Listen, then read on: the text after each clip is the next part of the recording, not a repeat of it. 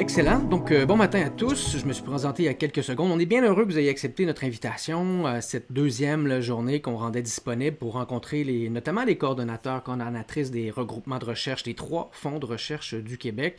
Vous avez devant vous, ils vont se présenter dans quelques secondes, l'équipe des professionnels des communications, des fonds de recherche. Le directeur est là, bien sûr, et 3 autres de mes collègues. Nos techniciennes, malheureusement, sont très occupées, donc ils sont essentiels, mais ils ne seront pas de la discussion ce matin.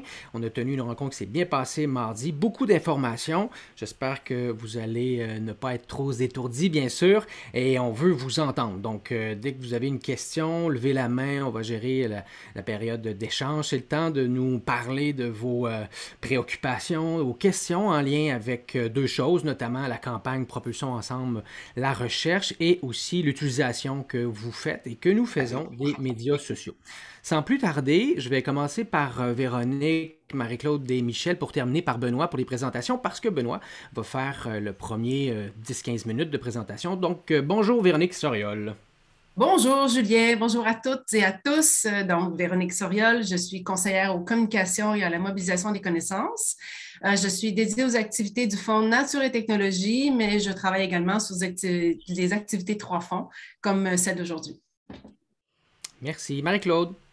Bonjour, Marie-Claude Dion, conseillère en communication, affectée principalement au Fonds Société et Culture, mais comme Véronique, il m'arrive aussi de réaliser des projets 3 fonds. Alors, merci et bon avant-midi à tous et à toutes. Merci Marie-Claude. Michel Dubuc. Bonjour tout le monde. Michel Dubuc, chef des communications. Donc, je suis dédiée au Fonds santé et à des activités des fonds de recherche comme mes collègues. Et je suis très contente de vous rencontrer ce matin. Depuis plus de 30 ans avec les fonds de recherche, elle prend sa retraite dans 1 mois et demi à peu près. Donc, merci pour tout le travail. Vous connaissez sûrement Michel Dubuc là, si vous êtes dans le secteur santé. Et Monsieur Benoît Sévigny, le directeur des communications. Monsieur, tu me vieillis, Julien. Bonjour tout le monde. Benoît Sévigny, directeur des communications des fonds de recherche. Je suis dédié aux 3 fonds de recherche, mais aussi, il y a une entité dont il ne faut pas oublier, c'est le bureau du scientifique en chef, donc beaucoup d'activités avec le bureau du scientifique en chef. Alors, quelques mots, en fait, pour lancer cette rencontre. En fait, l'idée d'une série de rencontres avec vous, représentants des regroupements des fonds de recherche, c'est de discuter, en fait, du lien de l'axe sciences et société. Donc, et dans le passé, dans les planifications stratégiques des 10-15 dernières années, dans les planifications stratégiques actuelles et aussi probablement dans la SQRI, Stratégie québécoise de la recherche et de l'innovation, qui devrait sortir quelque part au mois d'avril. Cet axe sciences et société sera encore aussi présente, sinon plus présente. Alors, et il y a plusieurs raisons qui expliquent pourquoi on investit cet axe. Du point de vue des fonds, mais évidemment, il y a toute la question de la désinformation, dans les médias sociaux. Il y a aussi l'importance de la culture scientifique, de la littératie scientifique, du développement de l'esprit critique chez les jeunes, les plus jeunes, la prise de décision, qu'elle soit politique, gouvernementale, en entreprise, dans les organisations, donc prise de décision qui tient compte des données probantes, des résultats de la recherche, de l'expertise de nos chercheurs et de nos chercheuses. Il y a aussi l'univers du financement public de la recherche. Donc, il est tout à fait normal qu'il y ait un retour vers la société, donc ce que donne le financement public de la recherche. Et il y a aussi l'idée d'aller un peu plus loin, rendre visible la recherche, les regroupements, les fonds de recherche auprès des élus, des hauts fonctionnaires, de la population, envoyer un message fort sur l'importance et la pertinence. Et qui dit recherche publique, mais évidemment, il y a les regroupements de recherche, votre rôle, vos travaux, les retombées, mais il y a aussi le rôle des fonds de recherche du Québec qui soutiennent la recherche. Donc, mise en valeur à la fois de la recherche et des organismes qui la financent. Je vous dirais que le logo des fonds de recherche pour nous, c'est en quelque sorte un saut d'excellence. Alors, l'afficher, les organismes, les chercheurs et chercheuses, les étudiants et les étudiantes ont tout intérêt à afficher le logo. Donc, c'est une sorte de capital symbolique, si on veut. Et évidemment, ça vous concerne, vous, particulièrement, les 120 regroupements de recherche soutenus par les fonds de recherche du Québec. Et je vous dirais, cette visibilité-là aide aussi le scientifique en chef et les directions scientifiques des fonds dans leurs échanges avec les élus, le gouvernement. Donc, nous, on fait beaucoup de travail pour envoyer un message fort. Il faut soutenir la recherche publique, continuer dans cette direction-là. Alors, en l'affichant davantage par le biais des regroupements ou par le biais de l'ensemble de la communauté scientifique, ça aide nos directions et le scientifique en chef à envoyer un message clair auprès des décideurs. Donc, l'objectif aujourd'hui, en fait, c'est de voir comment on peut travailler ensemble sur le plan de la communication et comment mieux investir cet axe-là, sciences et société. Et aujourd'hui, on va l'aborder, comme Julien le disait, autour de 2 outils, les médias sociaux et la campagne Propulsons ensemble la recherche. Donc, les médias sociaux comme véhicule de la mise en valeur de vos regroupements, de la recherche et des fonds de recherche, et la campagne de mobilisation comme véhicule pour exprimer l'importance de la recherche publique et de la fierté de faire partie, j'espère, de la communauté FRQ. Alors voilà, donc je ne sais pas si Julien, je poursuis avec la campagne, propulsons la recherche, le temps de préparer mon PowerPoint, ça ne sera pas long. Pendant que Benoît prépare son PowerPoint, là, si jamais vous avez, c'est par pur hasard, vu la campagne Propulsons ensemble la recherche, là, faites un pouce en l'air, une réaction là, dans votre... Vous pouvez cliquer en bas dans le petit icône, juste pour savoir si vous l'avez vu passer. Ça pourrait nous donner une idée. Nous, on l'a vu utilisé par plusieurs personnes, mais si c'était votre cas, pour l'instant, personne. Bon. Mais vous... Bon, Sophie, merci Sophie. Mais je suis sûr que vous l'avez vu passer sur les médias sociaux. Là. C'est bon. Est-ce que vous voyez la présentation? Oui. C'est bon. Donc, ce sera court. Et si vous ne l'avez pas vu passer, cette année, vous allez la voir passer. Donc, la campagne Propulsons ensemble la recherche, première édition l'année dernière, ça s'est tenu sur 4 semaines. Ça marche. Voilà. Donc, en fait, l'idée à la base, c'est qu'il y a quelques années, on avait mis sur pied un groupe de travail des conseils d'administration des fonds de recherche pour réfléchir sur le positionnement des fonds de recherche et de la recherche publique au Québec. Alors, et la préoccupation de départ des membres des conseils d'administration, c'est que les fonds de recherche manquent de visibilité dans l'espace public. Et cette notoriété-là, ce manque de notoriété-là dans l'espace public renvoie notamment à un enjeu de financement. Donc, en mentionnant le soutien des fonds dans ces communications, la communauté scientifique envoie un message aux élus et à la population sur l'importance et la pertinence du financement public de la recherche par les fonds de recherche, que ce soit en termes d'avancement, de connaissances, de découvertes, d'innovation sociale, technologique, organisationnelle ou autre. Ça envoie aussi un message, le sentiment de fierté de faire partie de l'excellence de la recherche et aussi de la reconnaissance du rôle des fonds de recherche dans le développement de la recherche au Québec, dans l'écosystème de la recherche et de l'innovation. Donc, la stratégie à la suite de ces travaux avec le groupe de travail des CA, la stratégie était donc d'encourager les récipiendaires, que ce soit d'une bourse ou d'une subvention, à afficher leur réussite et leur fierté d'être membre de la communauté FRQ. Et le moyen qu'on met de l'avant, c'est de proposer une trousse de valorisation dans le cadre d'une campagne de mobilisation.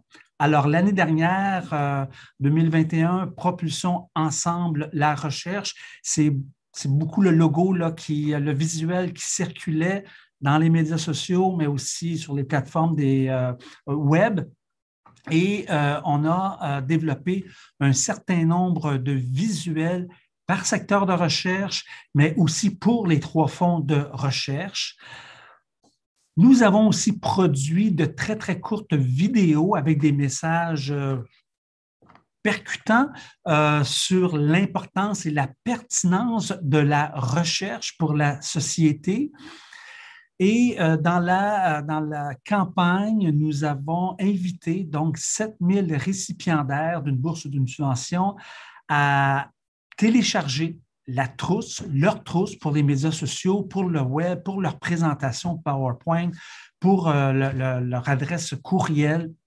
Et en plus, on a offert aux 10 premiers récipiendaires, celles qui le voulaient, donc leur offrir un visuel personnalisé. Donc, avec leur visage. Et pour nous, c'était des ambassadeurs et des ambassadrices de la recherche publique qui s'affichaient.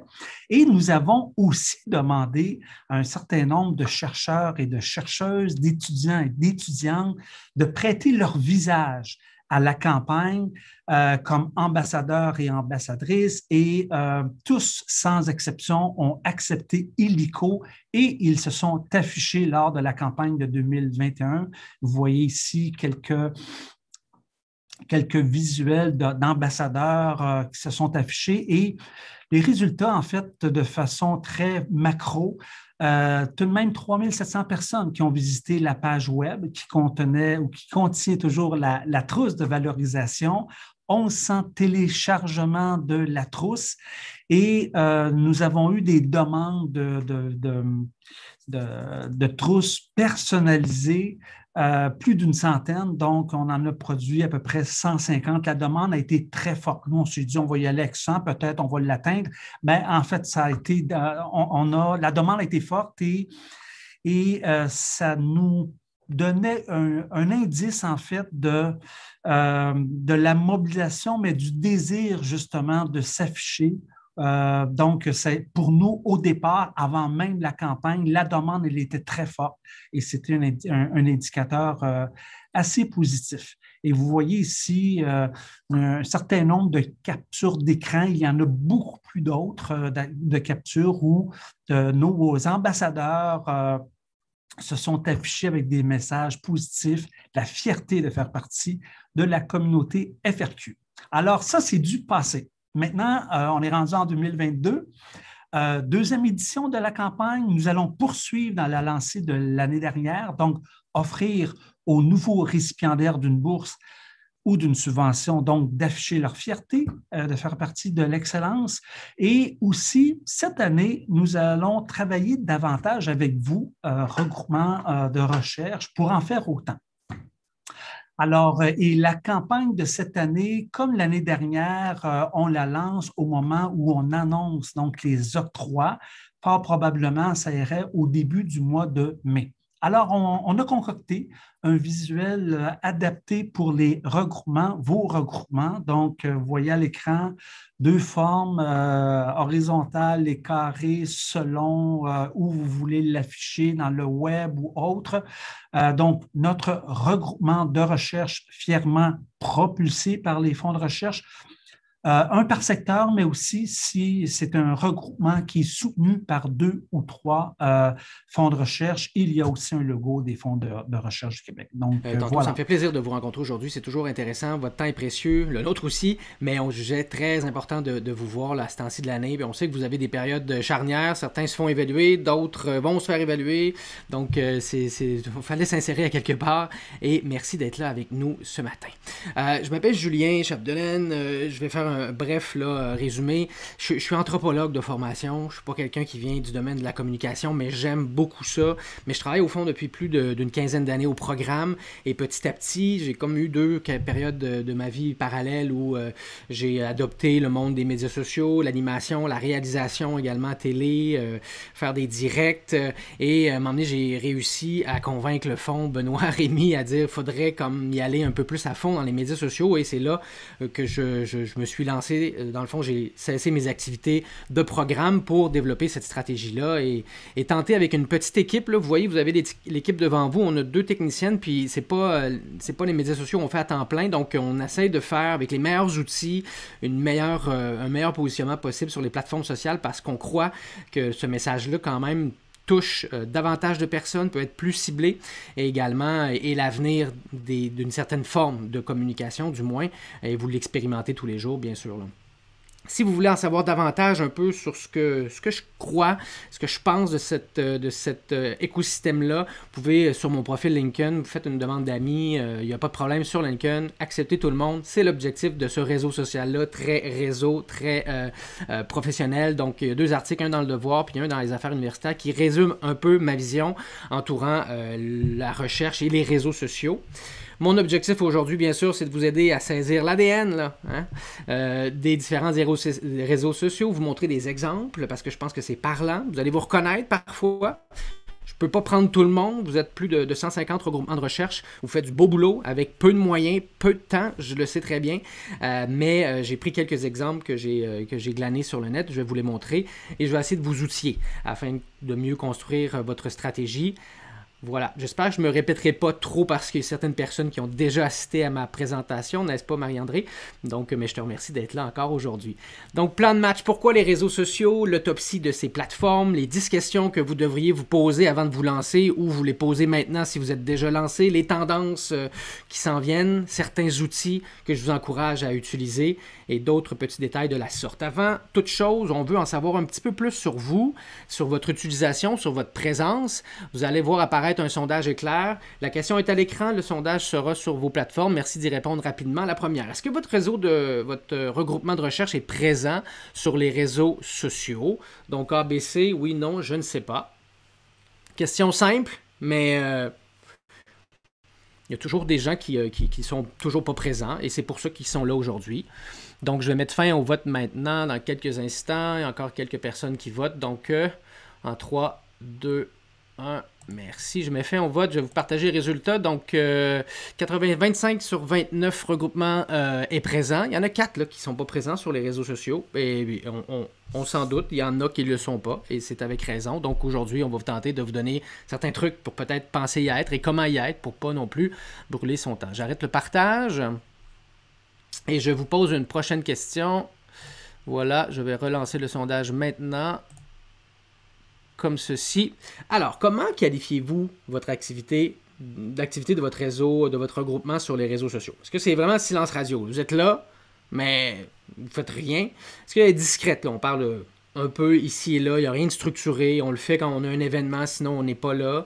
Si on a le temps, on le fait, c'est-à-dire que ça fait partie de vos tâches, mais ce n'est pas la principale forme de communication. Nécessairement, les efforts ne sont pas là parce que vous avez beaucoup d'autres choses à faire ou vraiment, là, il y a beaucoup d'énergie qui est mise et c'est votre principal canal de diffusion.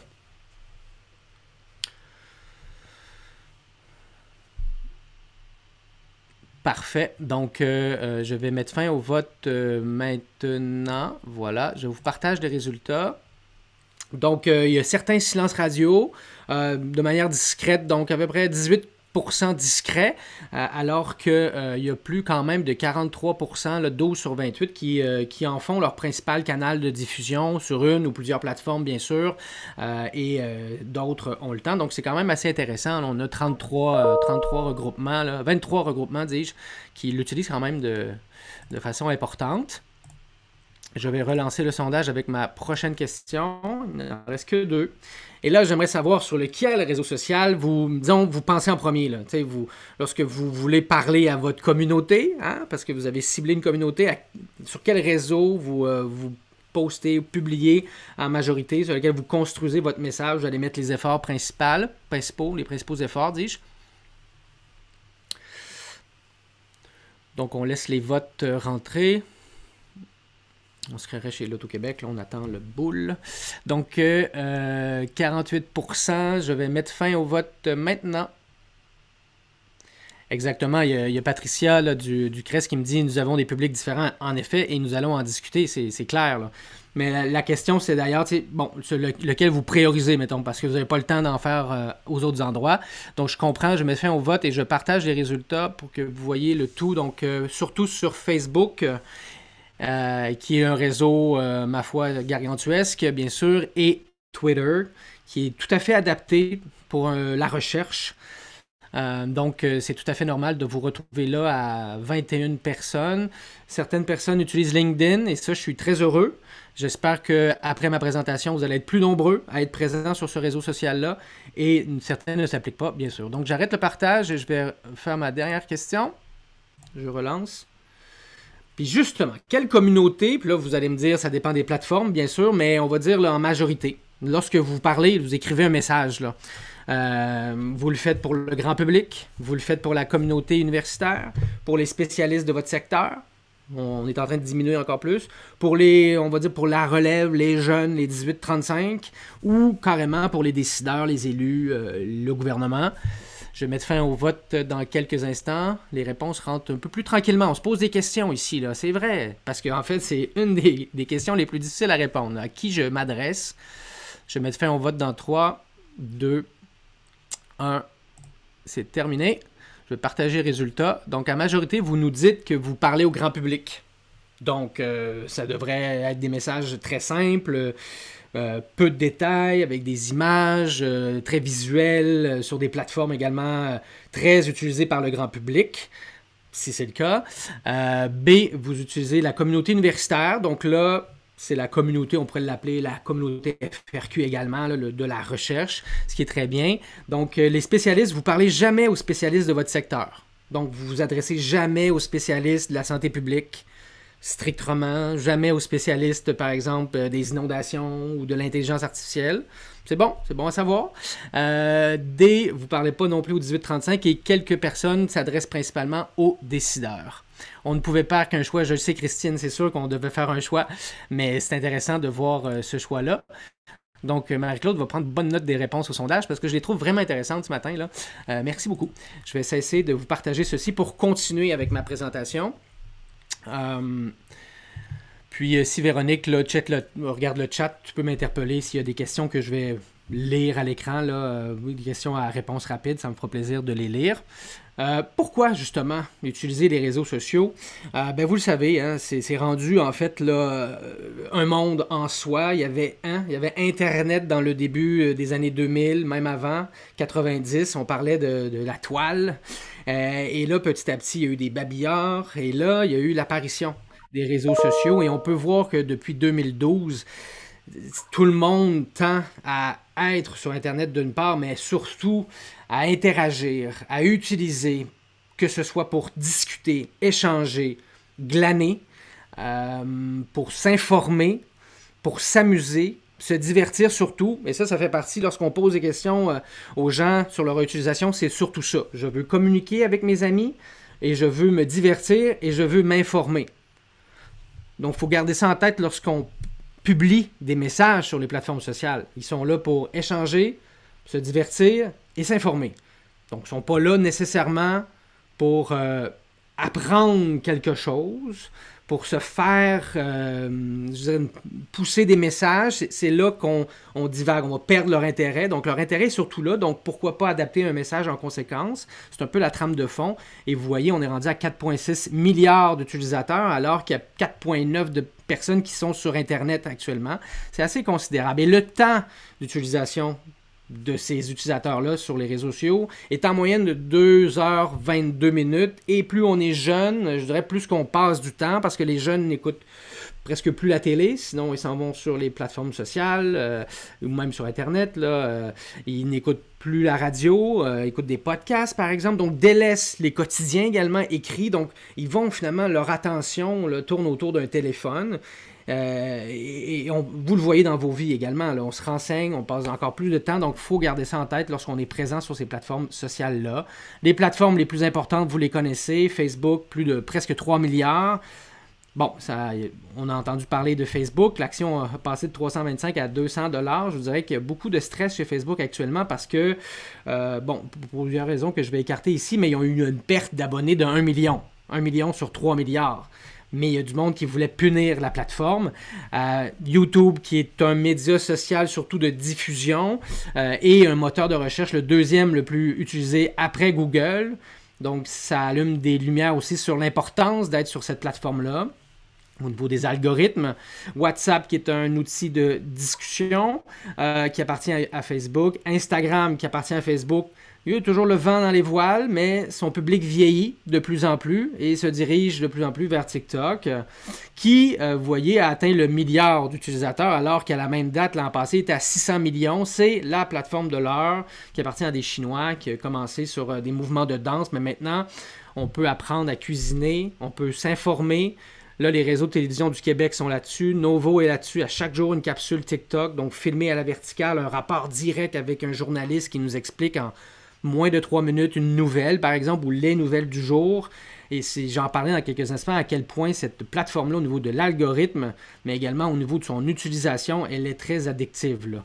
Donc, c'est facile de se perdre dans cette plateforme. Et vous voyez, les autres, là, c'est d'autres moyens de communication. Il y a Twitter en bas, et même LinkedIn n'est pas là. Donc, pour vous dire, quand vous faites un choix, si vous voulez toucher le grand public, là, vous avez un portrait assez global de la situation. Donc, c'est incontournable d'être sur les plateformes sociales. Tout le monde est toujours plus connecté, plus longtemps. On est toujours plus jeune à être connecté plus tôt, mais ça touche monsieur, madame, tout le monde. Les plus âgés sont sur certaines plateformes.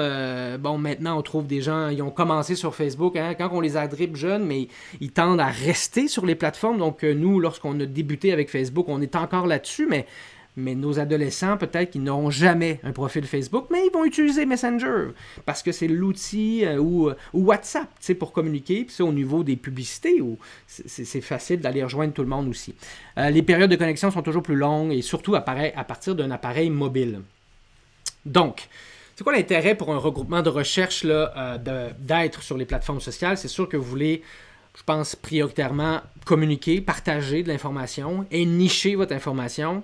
Mais cette niche-là, là, c'est quelque chose qui vaut de l'or, en fait, pour une plateforme sociale. Parce qu'on se rend compte, au début, tout le monde était très généraliste.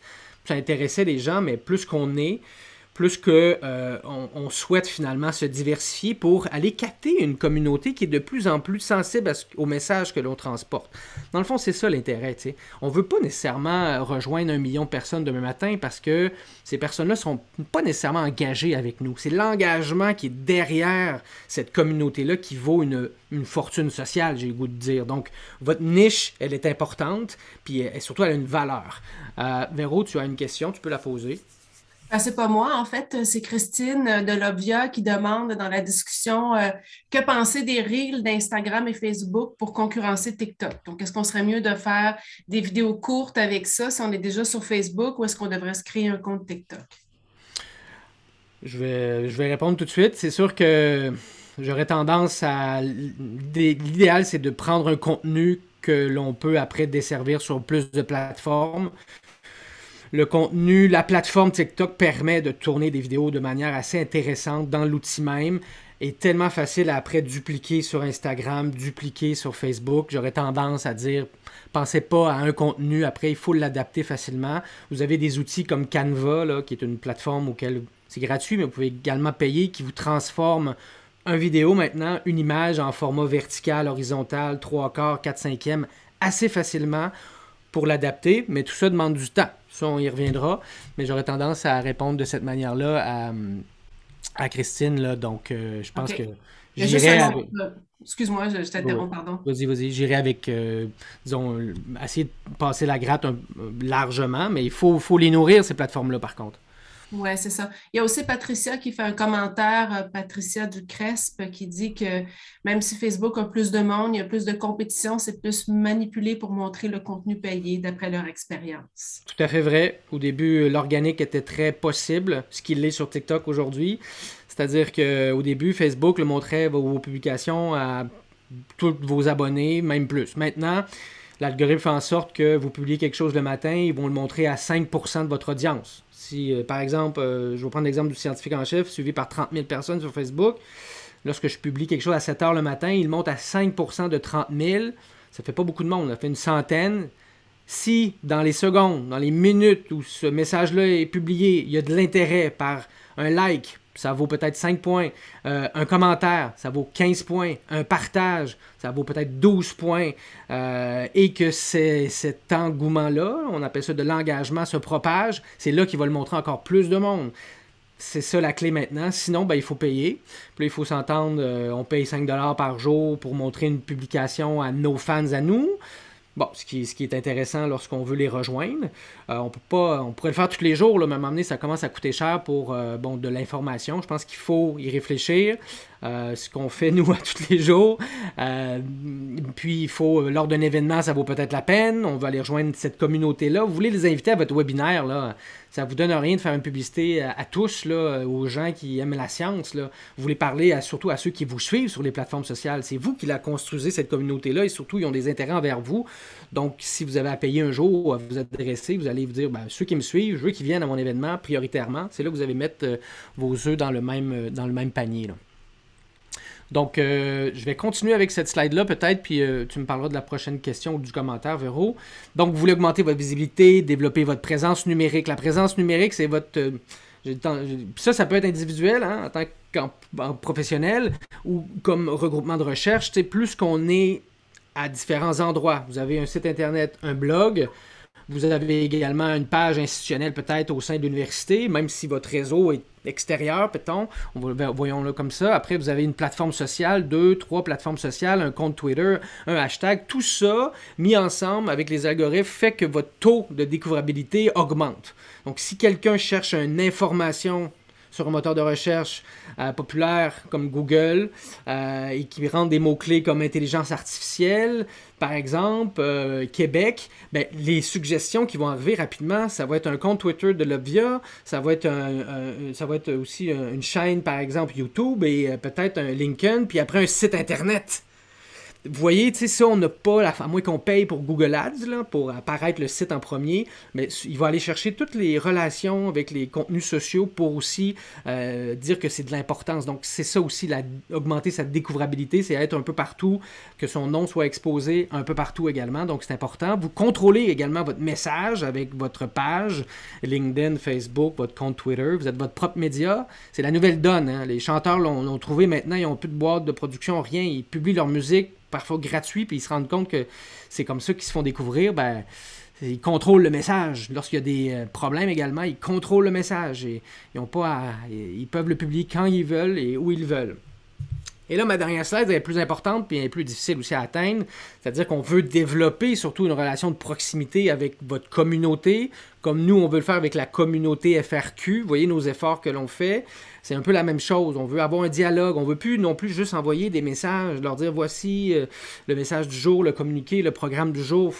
Parce que lorsqu'on n'échange pas, lorsqu'on essaie de les embarquer dans une campagne comme Propulsion ensemble de la recherche, ben, ils n'ont pas ce sentiment d'appartenance-là. Donc, on essaie de développer, et j'espère que vous le tentez aussi. Vous le faites, je le vois. Vous voulez bâtir cette communauté-là, favoriser des échanges. Puis ça, lorsque vous publiez des contenus, vous essayez d'avoir des questions, des réponses. Vous faites des concours parfois. Vous posez des questions entre chercheurs et ils répondent. Donc, il y a de l'interaction. C'est bon pour votre réseau, pour l'algorithme et tout. Et bien sûr, tout ça, ben, ça mène à avoir de l'information juste, avérée sur un sujet de recherche précis. Donc, conséquemment, ben, vous menez à la lutte à la désinformation sans trop dire que nous luttons à la désinformation, bien que certains le font, mais ça participe en fait à avoir des informations qui ont une valeur et surtout une justesse. Avant que je poursuive, y a-t-il d'autres questions sur ce? Bon, on me parle de Canva, bien sûr, je suis content que vous en parliez, c'est efficace également. Il y en a qui payent pour la chose. Nous avons 150 abonnés sur Facebook au niveau de Lobvia, je le sais, je vous vois aller, mais on a tous commencé à zéro,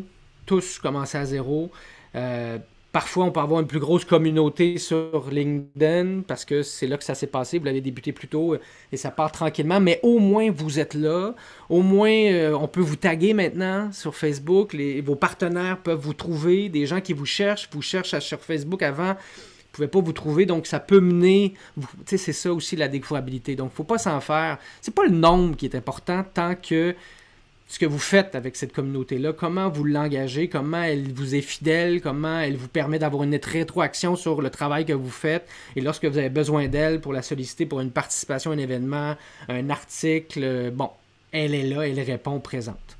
C'est surtout ça.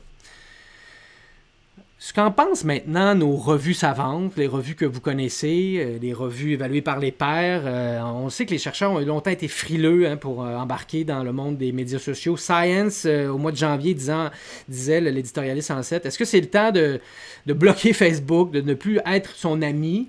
Eh bien, au contraire, dans l'article, il disait, puis on était en pleine pandémie, là, il faut jouer sur ce terrain-là. Le terrain du populaire, faut être là parce que c'est un outil puissant là, pour aller toucher plus de gens. Les gens ont tendance à faire confiance aux gens qu'ils connaissent, puis on le sait qu'Instagram, Facebook, on suit des gens, là on parle de ces deux plateformes-là, on suit des gens qui nous connaissent, c'est nos amis en priorité, là. Contrairement à TikTok, j'en parlerai plus tôt tantôt, et d'autres réseaux sociaux où c'est pas nécessairement un réseau d'amis qu'on a, un réseau de créateurs. Donc, mais Facebook, lui, si moi, un de mes amis me dit un exemple ou un produit à acheter, je vais sûrement lire ce qu'il y a à dire sur ce produit-là, puis je vais y faire confiance. Donc, il faut utiliser ce capital-là qui apparaît sur Facebook. Dans Nature, en mai 2020, Samantha Yamin, que je vous conseille de suivre sur Facebook, Instagram, TikTok, c'est une chercheuse en génomique, jeune chercheuse qui a peut-être fini à l'heure actuelle son PhD, mais elle a vraiment un combat la désinfo. Et elle dit en fait qu'il faut le faire surtout en ayant de l'émotion. Hein? En prenant pas les gens pour des boîtes. Ou elle veut créer un lien avec les gens qui suivent. Elle met de l'émotion, elle met des sentiments, elle dit ce qu'elle pense, elle parle directement à la caméra. C'est un style. Mais lorsqu'on a quelqu'un au sein de son université ou de son réseau ou de son centre qui veut faire ça et qui le fait, je pense qu'il faut lui donner carte blanche, il faut lui faire confiance, il faut l'épauler, il faut lui donner des outils pour le faire parce qu'elle est rendue à plus de 100 000 personnes, elle donne des conférences partout, elle fait un beau travail. Et même dans la revue Education Review, ça c'est en 2017, là, on disait est-ce qu'on va devoir remplacer le publi ou péri par finalement le visible or vanish. Donc est-ce que c'est la visibilité plutôt que la publication qui... Donc, ça fait tout référence là, à ce qu'on amène comme discussion au sein des fonds de recherche, là, la valeur d'une contribution à un article de journal qui est lu par plusieurs personnes mais qui ne sont pas des spécialistes. Est-ce qu'elle est comparable à un article scientifique dans une revue lu par 1% des spécialistes même? Fait que ça faisait déjà partie des discussions. Et récemment, dans l'UDM Nouvelle, là, ils font des portraits sur des chercheurs, des chercheurs, oui, de l'UDM qui sont dans les médias sociaux. Je vous en donne deux. David Lucier, qui est rendu littéralement le porte-parole de l'Institut universitaire de gériatrie, qui nous dit, en fait, il faut faire attention, par contre, lorsqu'on est là. Au début, il commence à 0, il est rendu à 25 000 personnes sur Twitter, surtout sur Twitter. Dans la pandémie, il a été très actif. On nous dit qu'il ne faut pas être omnispécialiste, par contre, là, lorsqu'on est sur la place publique. Et là, on a des exemples, vous le voyez dans l'actualité, certains chercheurs, malheureusement, dépassent un peu leur champ d'expertise et c'est des terrains qui sont très dangereux. Même si Rémi, nous-mêmes à l'interne, on parle beaucoup sur les plateformes sociales, communiquer, aller parler de votre science, de votre savoir, mais il faut faire attention, il faut rester quand même dans notre champ de spécialisation, sinon on risque même de perdre la crédibilité auprès de ses pairs, auprès du public aussi. Donc, c'est un bon conseil que je voulais vous dire. Également, là, ça a sorti hier, Nathalie Granvaux, qui nous explique dans cet article-là là, comment on répond à ces trolls-là lorsqu'on reçoit des messages. Elle a dit, contrairement à une entrevue qu'on a, on peut prendre le temps de répondre, on peut ne pas répondre. Et je pense que c'est Yves Gingras qui disait, même s'il est pas très présent sur les plateformes sociales. Lui, il dit on doit toujours attendre au moins 24 heures avant de répondre à un courriel, pratiquement, à un tweet, à un post, histoire de ventiler. Puis même si on ne l'envoie pas, ça nous est tous arrivé, au moins on ne l'aura pas envoyé, il n'y aura pas de conséquences, sinon on l'ignore. Donc voilà pour ça pour l'instant. J'ai un nouveau message ici. Gestion des commentaires et des informations. Ouais, c'est beaucoup de travail. Je ne vous le cacherai pas. Moi, à l'interne, c'est sûr que je ne vous cacherai pas que Rémi reçoit beaucoup de commentaires personnels, disgracieux, de la désinfo. Des fois, c'est public, des fois, ce ne l'est pas. Des fois, c'est personnel, des fois, ce ne l'est pas. Des fois, c'est des caricatures que je reçois. C'est incroyable.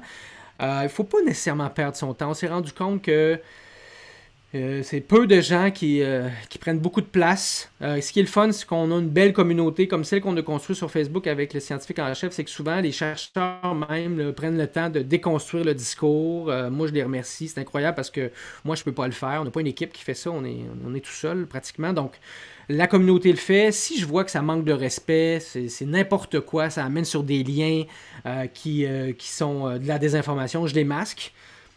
Puis je peux les supprimer. Puis je peux les bannir parce que je gagne rien. Même si, on se cachera pas, là, ça a été prouvé, les algorithmes aiment lorsqu'il y a des discussions, aiment lorsque pratiquement il y a de la discorde, notamment sur des plateformes comme Instagram et Facebook. Mais on gagne pas grand-chose à les laisser là. On peut répondre par humour, comme le fait Hydro-Québec, là, mais ça vient avec un... Tu sais, si on commence ça, il faut avoir une ligne. Moi, je parle au nom d'un sous-ministre qui est suivi par 30 000 personnes, qui a une job à préserver. Je ne commencerai pas à trop, je dirais, m'embarquer dans ce type de réponse-là. Et peut-être vous non plus.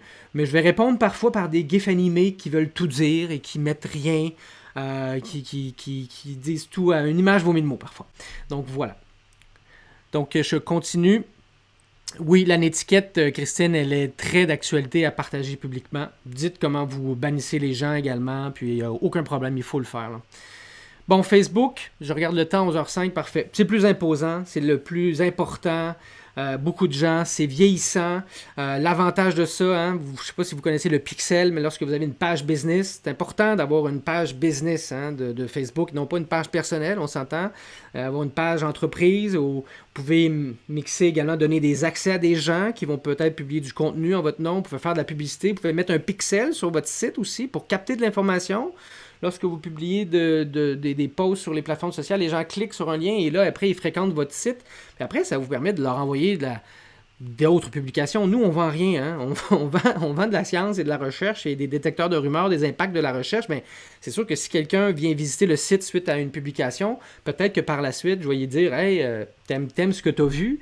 Abonne-toi. » Des trucs comme ça. On fait ce genre de publicité-là parce qu'après, ça fait grossir notre communauté. Toutefois, elle est vieillissante, mais celle qui est là est souvent très engagée. Il faut payer pour être vu, donc il faut s'entendre sur un budget.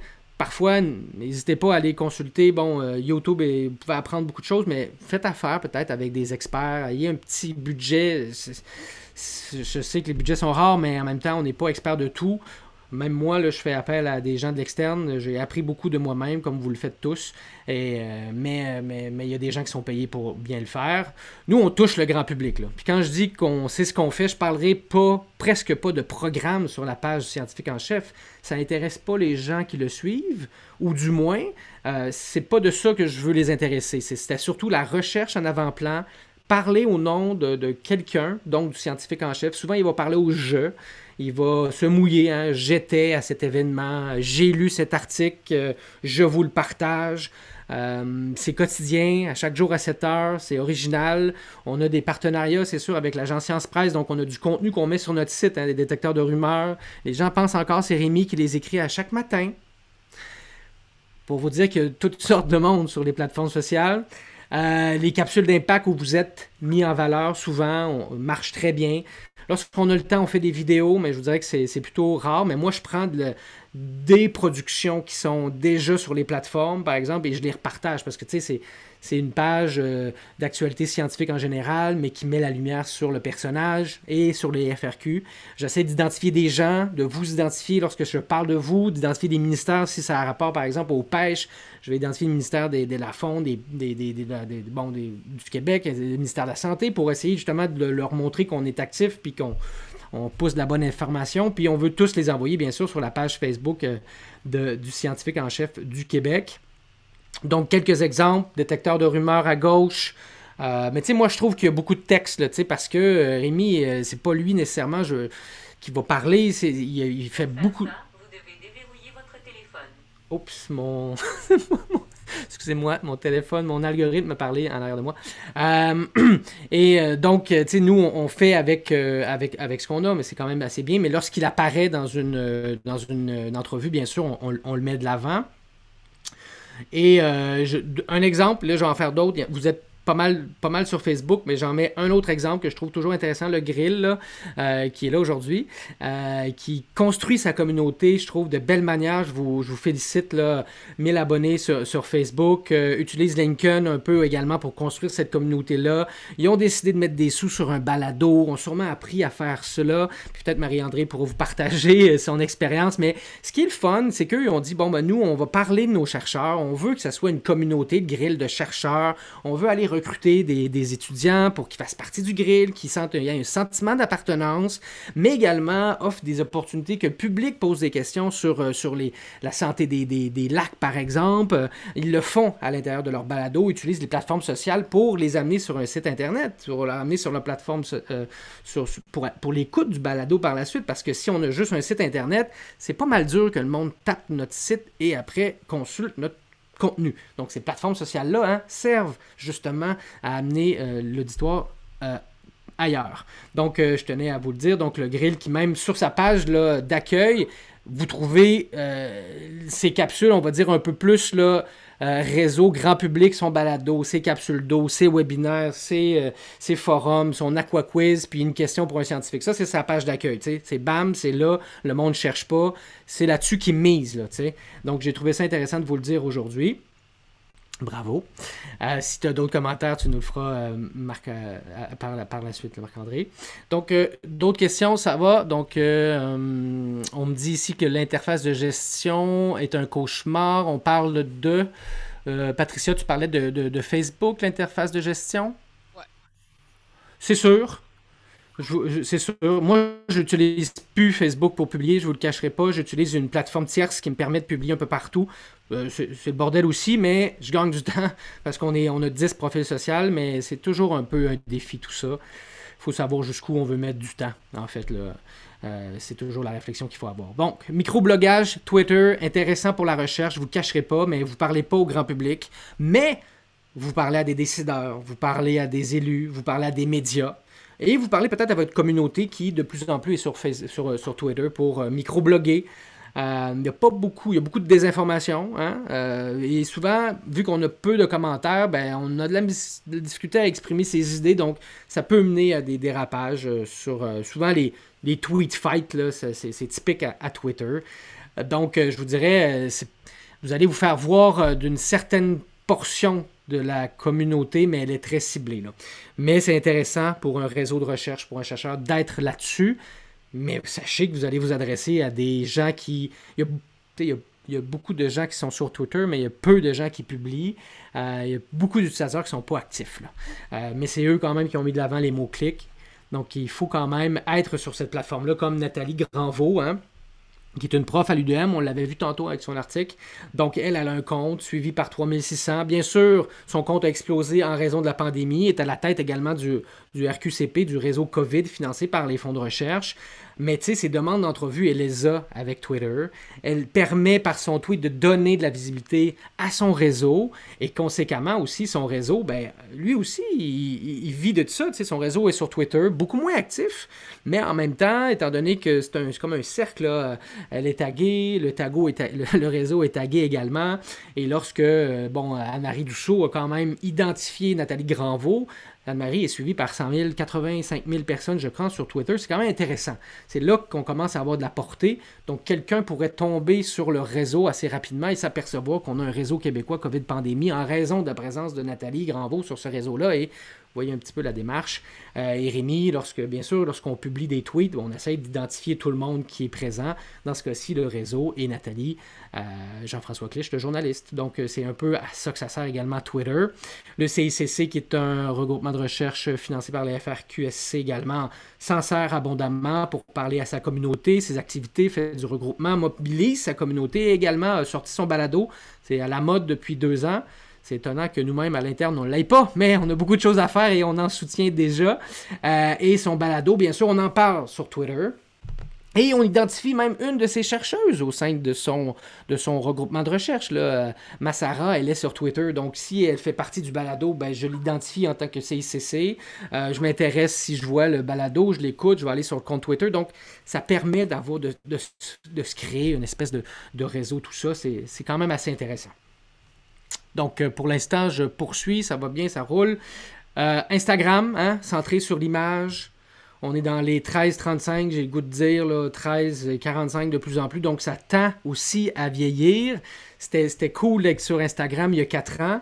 Maintenant, les jeunes, je dirais, sont sur TikTok, on le sait. Puis même, faites découvrir TikTok à vos amis de votre âge. Si vous l'utilisez, ils vont peut-être accrocher. En tout cas, moi, je suis un observateur dans tout ça, là, mais je comprends pourquoi ça monte comme ça. Il innove, là je parle d'Instagram.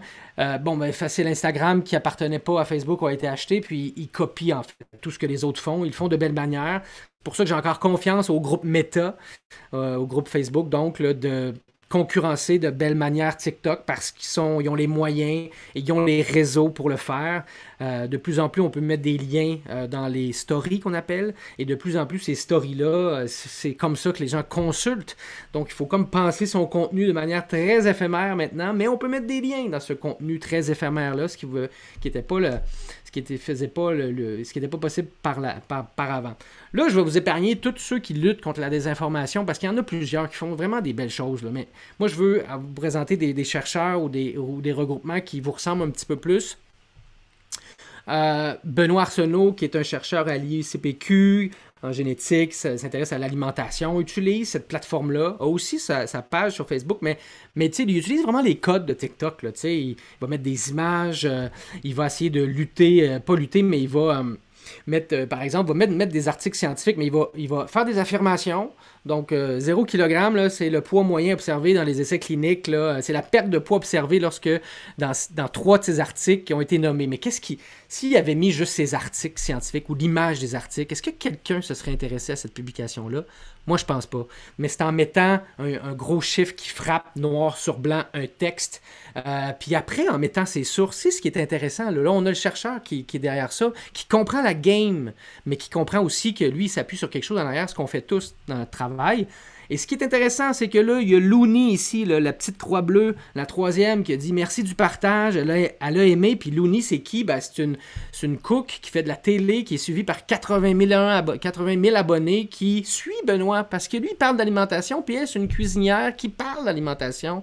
Donc, c'est ça aussi, être dans les réseaux sociaux, c'est de se créer des liens avec des gens qui ont plus de communauté que nous. Puis c'est comme ça qu'on va rayonner. Là. Benoît, il n'y aura jamais, là, j'y souhaite, là, mais il n'y aura jamais 80 000 abonnés demain matin, vous ne l'aurez pas non plus. Mais il y a des gens qui peuvent vous permettre, si vous voulez atteindre le grand public, il faut faire affaire avec eux, il faut travailler avec eux. Puis ils ont quelque chose à gagner de travailler avec nous, avec vous, parce que vous avez des choses intéressantes, nichées, pertinentes à dire. Vous avez une expertise qu'ils n'ont pas, puis qu'ils n'auront jamais non plus. Donc, je vous dirais, là, si vous pensez à travailler avec des créateurs de contenu, mais dites-vous que c'est gagnant-gagnant pour les deux. Puis on en reparlera si jamais c'est pertinent. Le Lab Trace, qui est un laboratoire, qui est membre du Cripcast, font des belles choses sur Instagram, sans images. C'est ça qui était le fun ici. Vont utiliser que du texte parce que sur Instagram, c'est drôle, hein? Ça marche bien le texte. Ça nous permet de faire des genres de... C'est comme du texte qu'on met sur plusieurs trames, peu de texte, mais qu'on peut lire en swipant. Et c'est quand même assez intéressant. Ils utilisent Instagram justement pour toucher les jeunes parce que les autres, c'est des problèmes de la relation intime, de la sexualité, du shaming, de la porn, la revanche porn virtuelle. Donc, ça touche les jeunes. Les jeunes sont où? Sur Instagram. Ils sont sûrement sur TikTok, mais pour l'instant, le Lab Trace est sur Instagram. Donc, ils regardent ce qui se passe dans la culture populaire, occupation double, il y a eu l'expulsion des candidats, il y a eu des propos disgracieux, des réflexions sensibles au trauma. Le laboratoire, tout est rebondi là-dessus. On publié des trucs pour aller... parler de ces sujets-là qui, eux, en font, c'est leur spécialité, mais là, ils vont toucher une population qui justement, eux, s'intéressent à d'autres choses, connaissent même pas le Lab Trace, puis en fin de compte, ce qu'ils veulent, ils apprennent des choses via ça. J'ai trouvé ça quand même assez intéressant, donc je voulais vous le mettre. Puis vous voyez que leur stratégie est différente sur Facebook. On n'est pas dans ça. On est plus dans le recrutement. On est plus dans le recrutement de personnel, de participants, par exemple. Là. On est moins dans, justement, la jeunesse, les traumas. On est plus, je pense, dans ce que fait le réseau, ce que fait l'unité de recherche. Donc, vous voyez, il y a des différences entre plateformes. Nous aussi, on est différents, j'y reviendrai. Bon, le Centre nordique, eux, utilisent Instagram, mettent des images pour recruter des étudiants, concours de photos. Tu sais, on peut d'abonnés, mais ça crée une communauté de la relève au sein de leur centre, donc c'est quand même assez intéressant, je tenais à le dire. Sur LinkedIn, super réseau pour la recherche, je trouve, sous-utilisé encore. Vous devriez tous avoir une page entreprise sur LinkedIn, non pas un profil personnel, bien sûr, au nom de votre réseau, qui peut être géré par plusieurs personnes. Puis ça, je vous encourage, lorsque vous gérez des réseaux sociaux, n'hésitez pas à donner des droits à des gens qui ont peut-être l'intérêt de le faire, ont une forme d'habileté à le faire. Vous pouvez être différentes personnes qui s'occupent de différents réseaux et gérer un peu ces formes de publication-là. Donc, c'est possible avec Instagram, avec Facebook, avec toutes les plateformes, presque. L'utilisateur est vieillissant. On parle à notre réseau, on parle à nos partenaires, on parle un peu on va dire aux élus. Puis, on n'est pas non plus dans ce que j'ai mangé hier, ce que j'ai fait demain. Donc, c'est quand même assez ciblé. Moi, j'adore ça.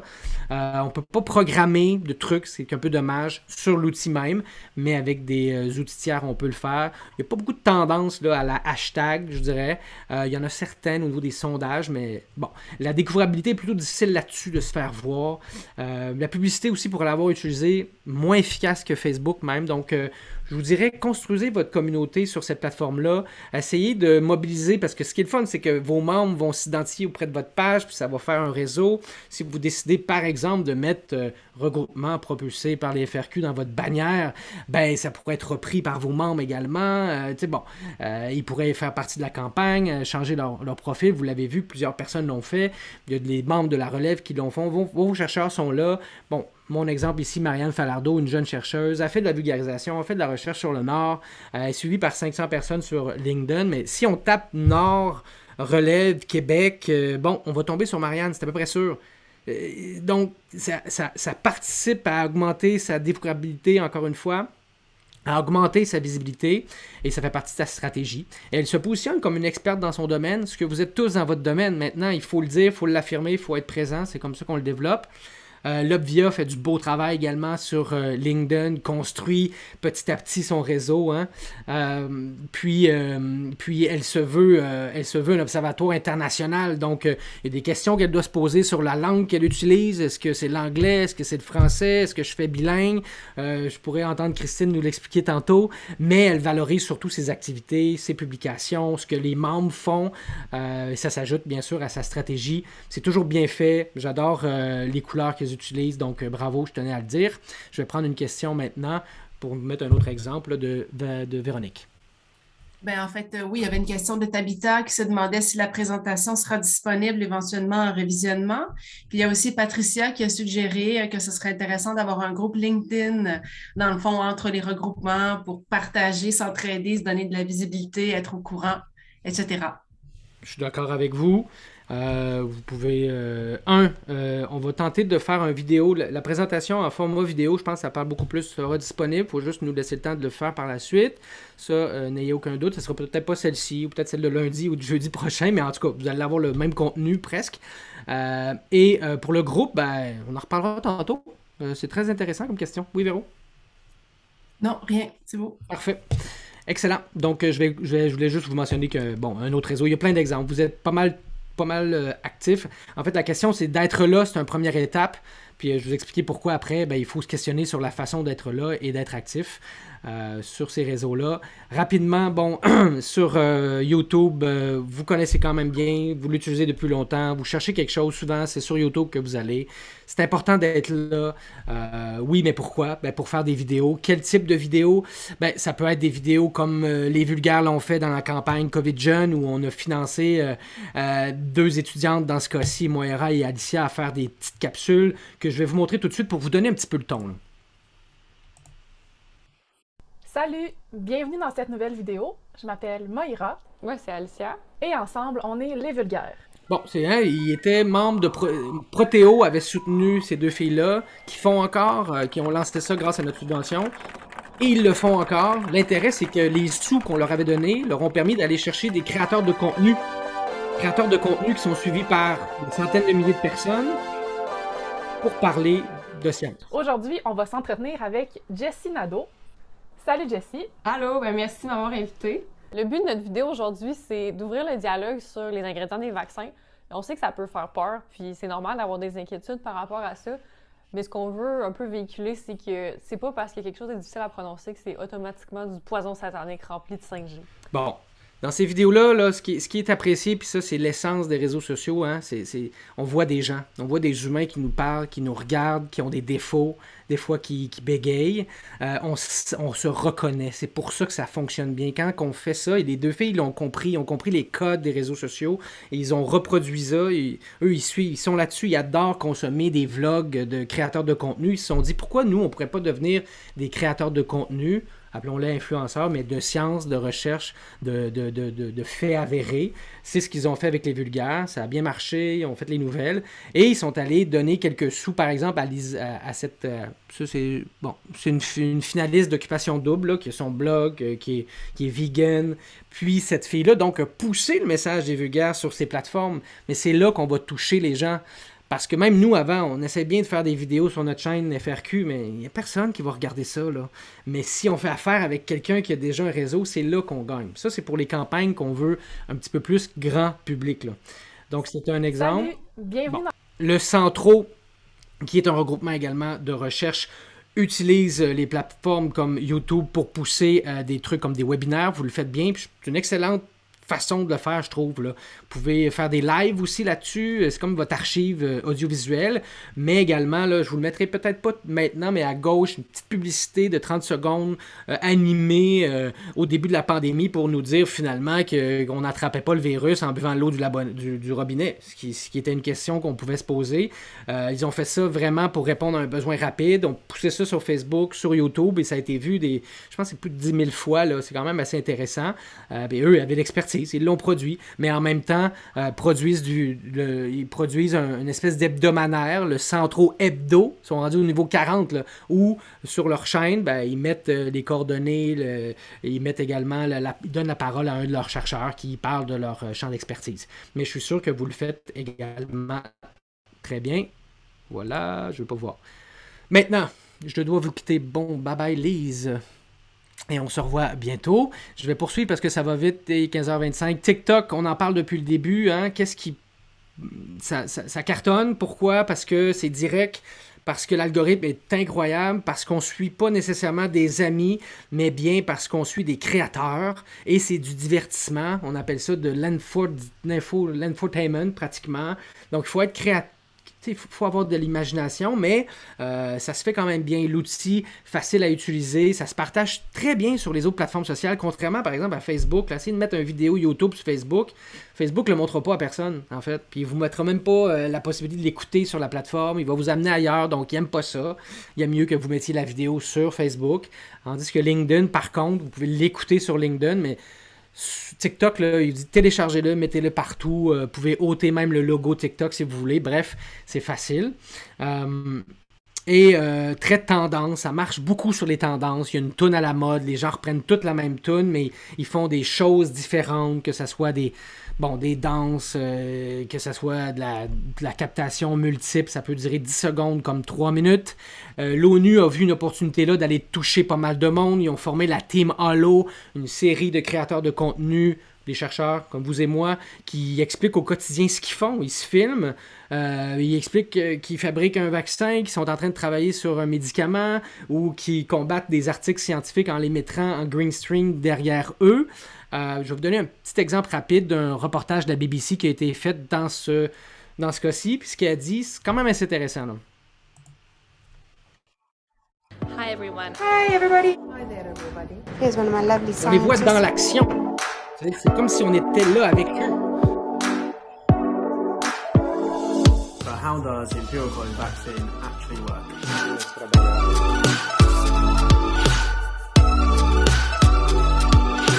Scientists spend a lot of time communicating their data to other scientists, right? So really the point here is that we're able to communicate directly with the general public, but it's also kind of a creative space. So you're able to make a video that's not just a chart or a graph. You're able to show people how you do it, and they get a really good visual of what exactly scientists do in the Donc lab. on comprend que c'est de s'insérer dans le quotidien du chercheur. C'est justement quand je parlais de proximité, TikTok Il peut être fait sur Instagram également, le permet bien. Vous connaissez le docteur TikTok, Mathieu Nadeau-Vallée, comme il se fait appeler, combat la désinfo. Je vais passer rapidement là-dessus. Vous l'avez sûrement vu, à tout le monde en parle, mais c'est ce qu'il fait quotidiennement et c'est assez impressionnant. Souvent, il met un article, une image où il va expliquer en arrière de lui la donnée pour combattre autre chose. On va passer ça parce que voilà, ça peut être des affaires très simples comme ceci. La dame danse d'un côté ou d'un autre pour dire est-ce que ça s'attrape par les mains? Oui. Est-ce que ça s'attrape en buvant de l'eau? Non. En sautant sur une toune de Criss Cross, Jump, Jump. Je vous mettrai pas parce que je vais vous parler d'autres choses et vous montrer là, une jeune créatrice de contenu, une PhD, une chercheuse en santé mentale spécialisée en troubles des conduites alimentaires, Marie-Lou Ouellette, que j'ai découvert il y a quelques jours, là, en fait, où une de ses vidéos, c'est 90 000 vues parce que, en fait, contrairement aux autres plateformes sociales, TikTok vous montre le contenu populaire plutôt de vous montrer le contenu de ceux ou celles que vous suivez. Quand vous ouvrez l'application, là, c'est qu'est-ce qui est trend autour de moi, géographiquement, et ce, sans vous s'inspirer de vos intérêts, parce qu'il ne vous pose pas beaucoup de questions, TikTok. Votre nom, votre sexe, votre région, c'est à peu près tout. L'information, il apprend sur ce que vous consommez comme contenu. Donc, une vidéo que vous commentez, que vous likez, mais surtout le nombre de secondes que vous le visionnez, il va vous en pousser à la tonne. Donc, c'est comme ça qu'il se nourrit. C'est pour ça que je vous dis, c'est facile de tomber dans des rabbit holes qu'on appelle, parce que rapidement, il nous donne à manger ce qu'on veut manger, puis on consomme ce qu'on veut consommer. C'est assez impressionnant. Et elle l'a fait. Je vous donne un bref exemple de deux choses différentes, très futiles d'un côté, puis un autre type de vidéo de l'autre.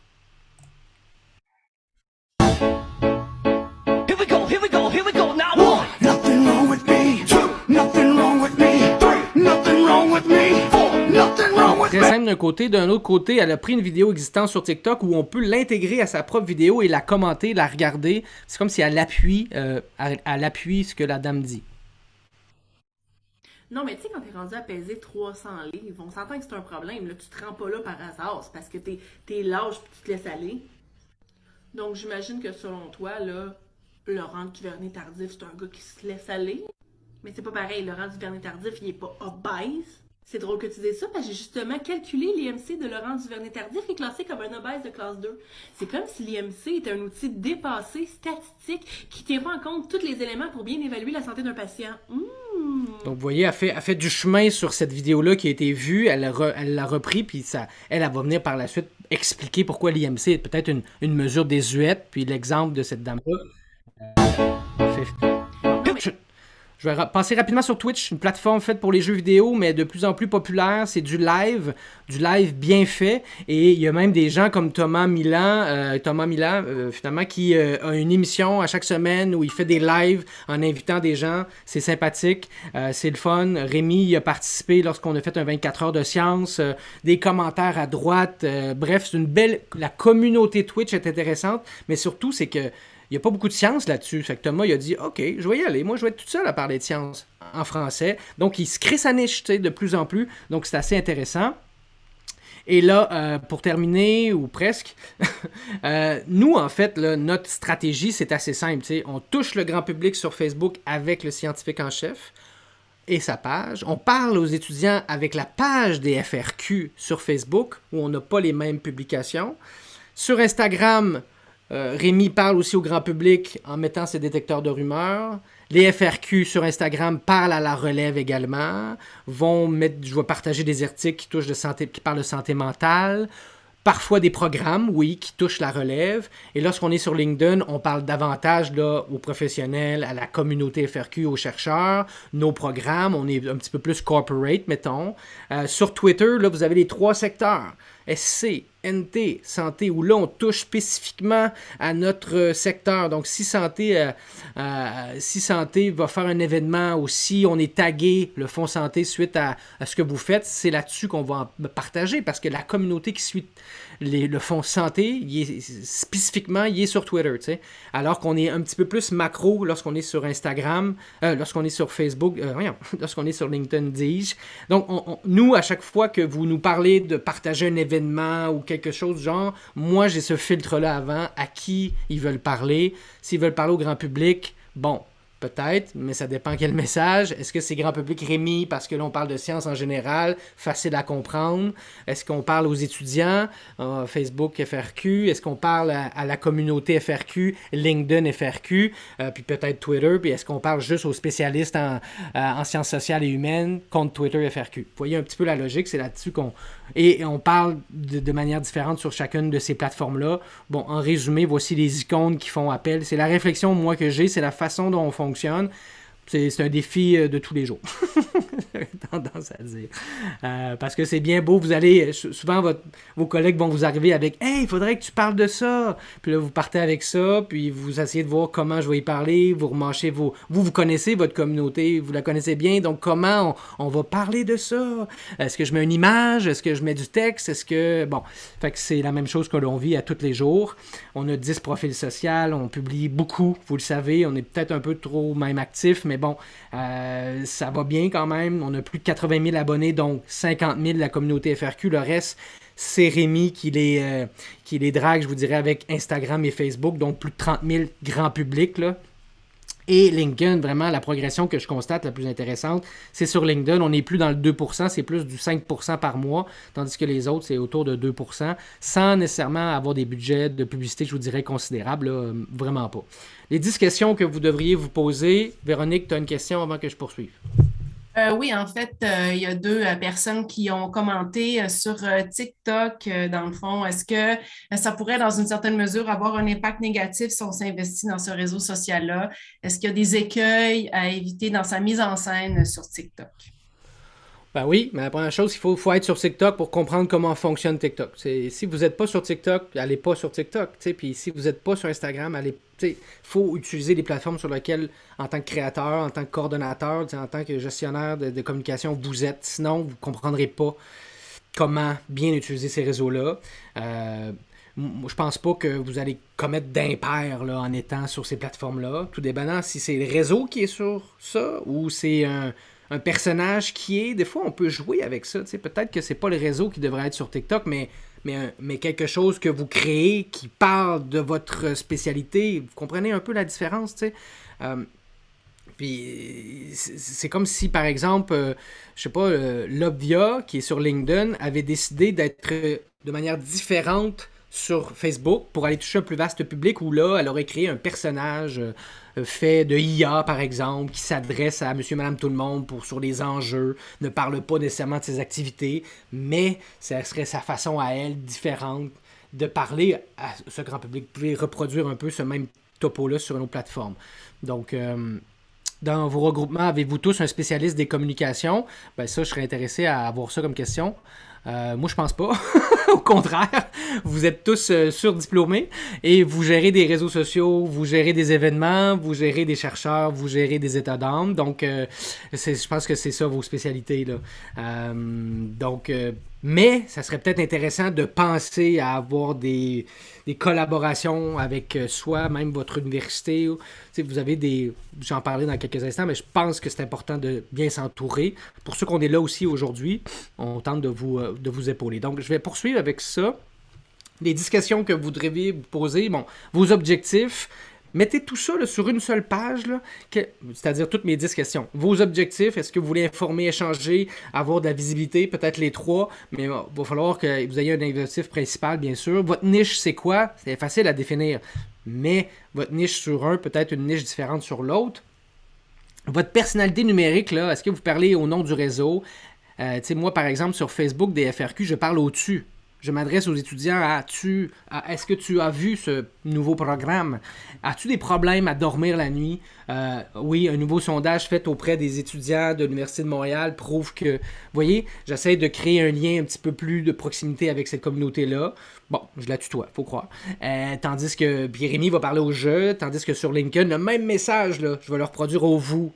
Vous avez des problèmes à dormir la nuit? Vous voyez, ça, c'est le ton. C'est quoi votre branding, en fait?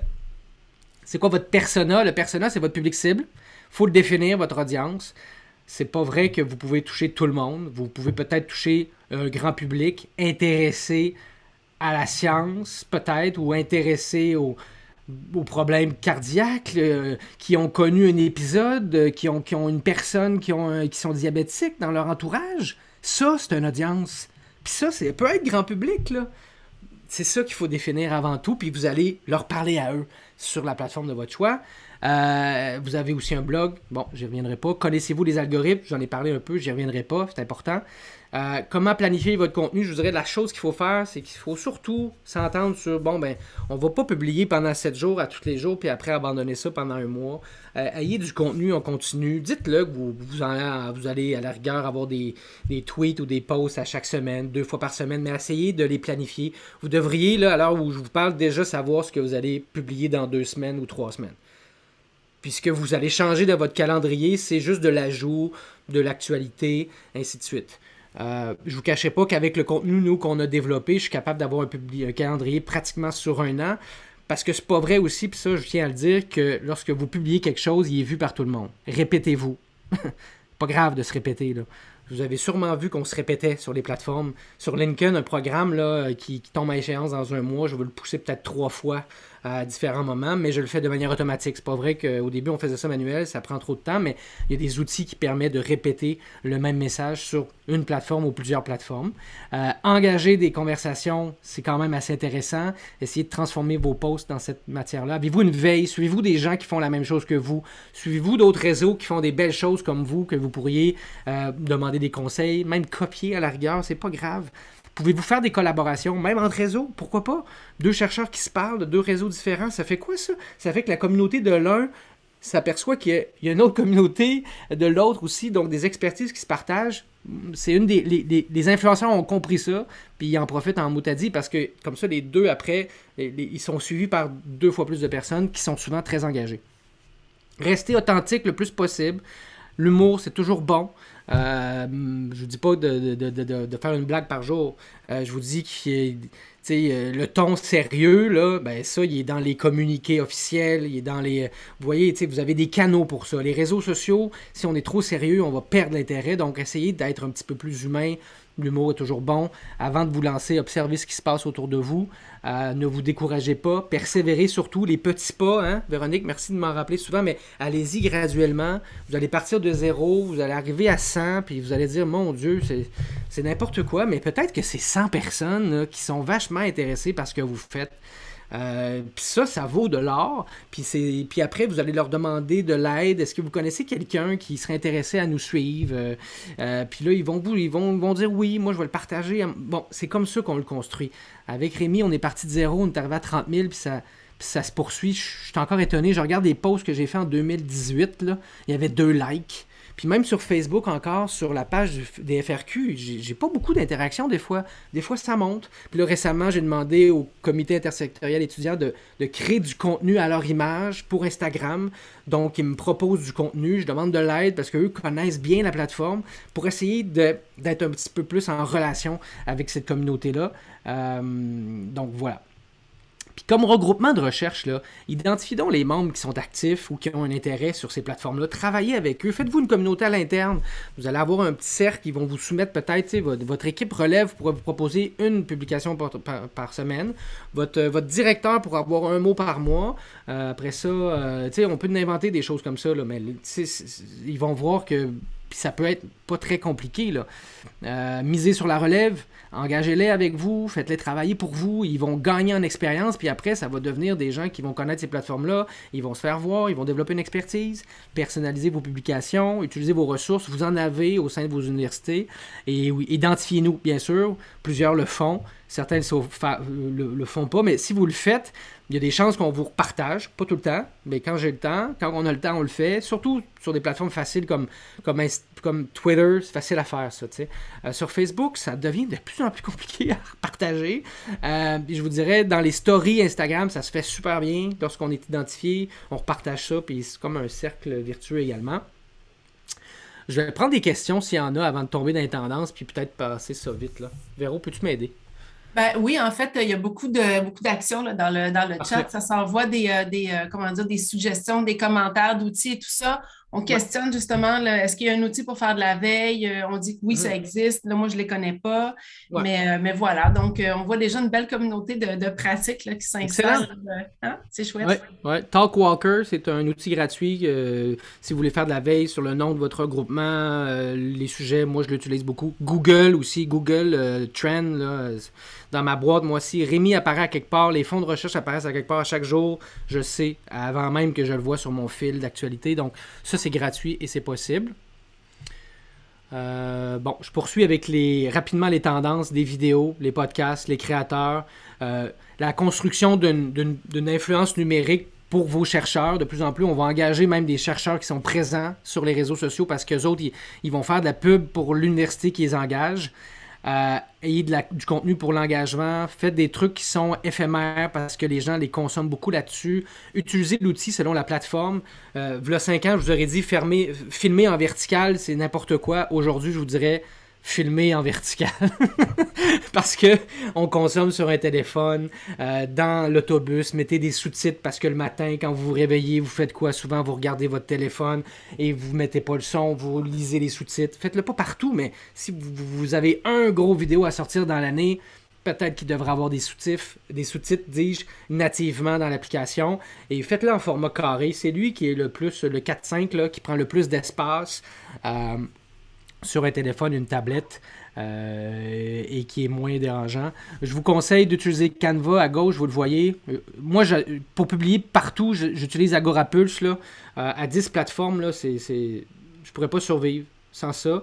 Ça coûte peut-être 100$ par mois, là, mais vous avez des rapports de recherche avec ça, des outils de publication. faut apprendre à travailler avec ça, mais je vous aiderai le cas échéant. Oui, vidéo, c'est pour faire du montage simple, en ligne, donc on est un peu partout sur la planète puis on peut travailler sur des trucs. Allez voir la chaîne de C+, Viviane Lalande, comment parler aux médias, une trentaine de vidéos de 5 minutes, donne des trucs, c'est super intéressant. Donc la chaîne C+, sur YouTube. Et écoutez le Super Daily, à chaque jour, on parle de médias sociaux, c'est des Français, ils sont très bons, puis ça dure 10 minutes, puis sérieusement, ça vous tient à jour sur ce qui se passe, ce qui s'en vient sur les plateformes sociales. Vous connaissez le programme Dialogue, il faut l'utiliser. On est en révision actuellement là-dessus. Ça se peut qu'on arrive avec du nouveau matériel, peut-être l'élargir. On aimerait ça, donner plus dessus. On aimerait ça, mais voir qu'est-ce qu'on est capable de faire. Également, je passe les jeunes pour la COVID et je termine ici. Je termine, c'est fini. Voilà. Merci beaucoup. Je vais prendre quelques questions, mais il y a Véro aussi qui a au moins 5 minutes avec ses réseaux, avec le site Internet à vous présenter. OK, super. Merci. Donc, effectivement, je vais vous faire un coup d'œil sur nos plateformes web. La première étant le nouveau site web des fonds de recherche du Québec. Donc, c'est un site qu'on a lancé l'année passée, en mai 2021.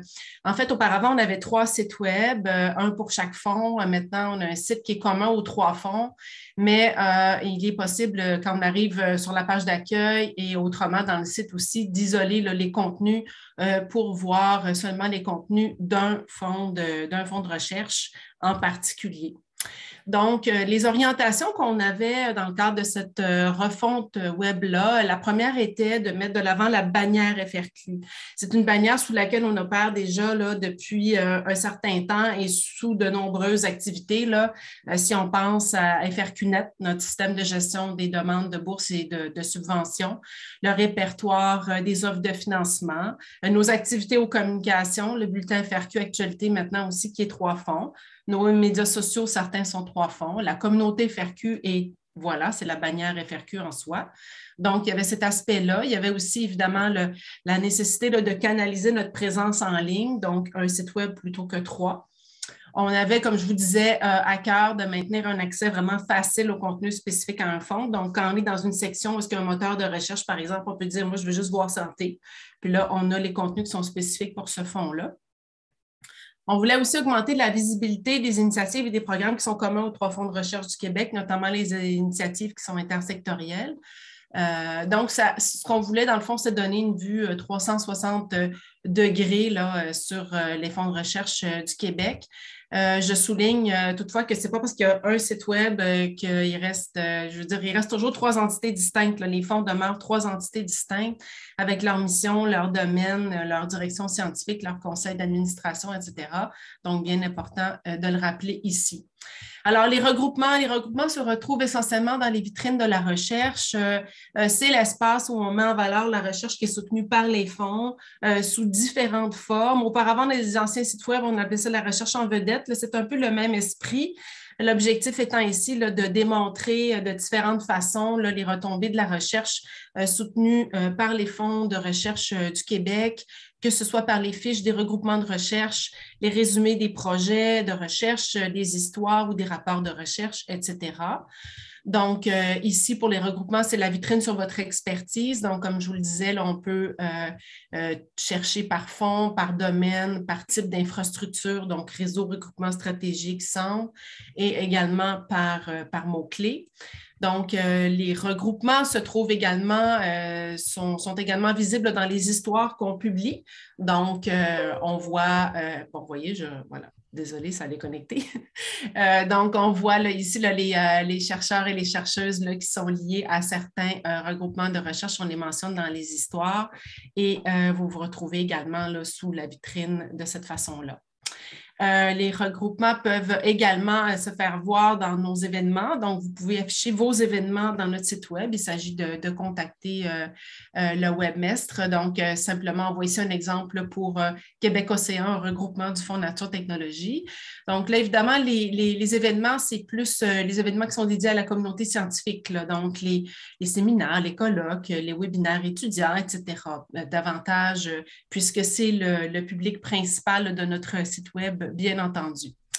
Donc, puis voilà, oui, la page Communauté FARQ dont on parlait tout à l'heure se retrouve sous la section « À propos ». Donc, pour l'instant, il y a la trousse qui était là l'année passée, mais il y aura éventuellement les visuels. Là, la trousse qu'on a développée pour les regroupements sera déposée sur cette page-là aussi. Donc, un site web, vous le savez, c'est de l'amélioration continue. Donc, on fait de l'édition sur une base quotidienne régulière, mais nous aussi, on poursuit. On va bientôt finaliser, dans le fond, tout ce qui est la révision puis la réédition de contenu qu'on a importé de nos anciens sites web, règles de concours antérieures au rapport de recherche.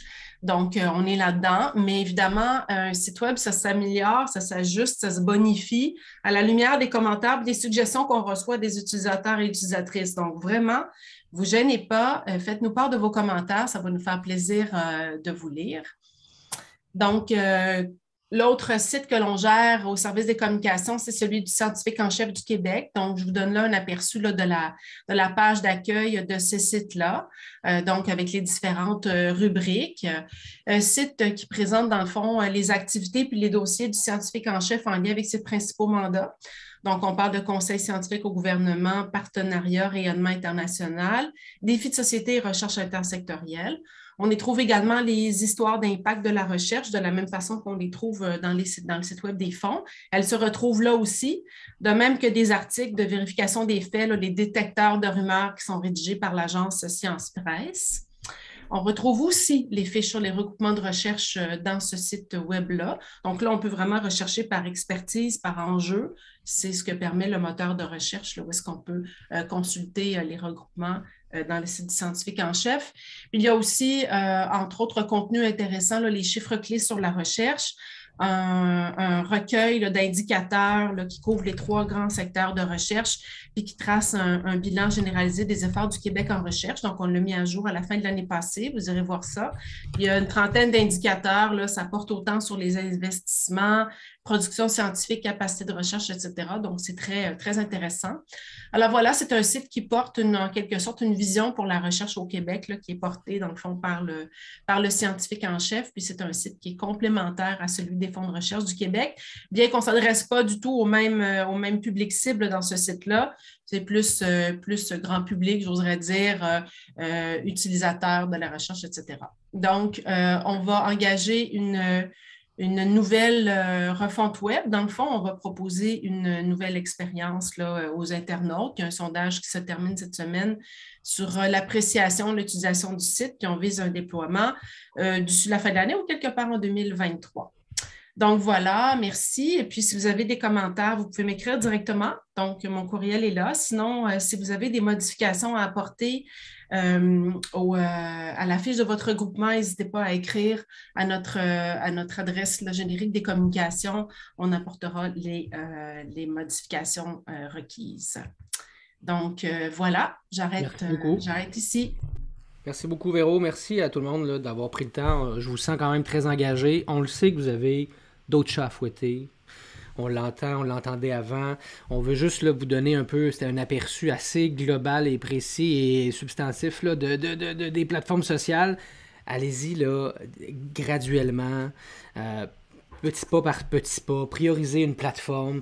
On a fait la même chose au Fonds de recherche. Là. On a commencé par un compte Twitter, 3 ans après, une page Facebook, une autre page Facebook. Après, qu'est-ce qu'on fait? On va aller sur LinkedIn. Tout ça se fait petit à petit. Je pense que c'est une partie de la clé là, de le faire. Travailler avec des gens qui connaissent ces plateformes-là. Essayez de vous travailler avec vos membres, votre relève. C'est les meilleurs conseils que je peux donner là, pour faire rayonner votre réseau et la recherche publique en général. On va vous envoyer un court sondage par la suite. Là, vous pourrez nous exprimer aussi d'autres points de vue que vous avez dans un espace réservé pour ça et surveiller nos communications en ce qui a trait à la campagne Propulsons ensemble la recherche et le visuel qu'on va vous concocter. Si vous voulez jaser au-delà de ça, vous m'écrivez un courriel. On se prend 5 minutes. Là, des fois, ça délie, dis-je, beaucoup de nœuds. Parlez-en à certaines de vos collègues qui, des fois, m'appellent. OK, il faut que je te parle, j'ai quelque chose. Puis ça me fait plaisir. Là. Je suis là pour ça. Puis des fois, c'est ça, 5 minutes, ça règle des journées entières de travail. Voilà. Donc, si vous avez apprécié aussi cette rencontre-là, peut-être qu'on pourrait la refaire l'année prochaine dans un autre contexte, un autre sujet. On ne sait pas. Les infolettres sont très importantes aussi. Puis on n'en a même pas parlé. Donc, je pense que Benoît pourrait peut-être dire un mot de la fin. Mes collègues également, Véronique, Michel et Marie-Claude, merci d'avoir été avec nous. Ce fut très intéressant et distrayant. Alors, merci beaucoup d'avoir participé à cette rencontre et puis à une prochaine, espérons-le. Merci. Oui, merci à tous. Merci à tout le monde. Il y a vraiment une belle énergie, là. En tout cas, dans le chat, c'est formidable. Là. Merci à tout le monde. Oui. Merci beaucoup. Merci. Au revoir. Au revoir.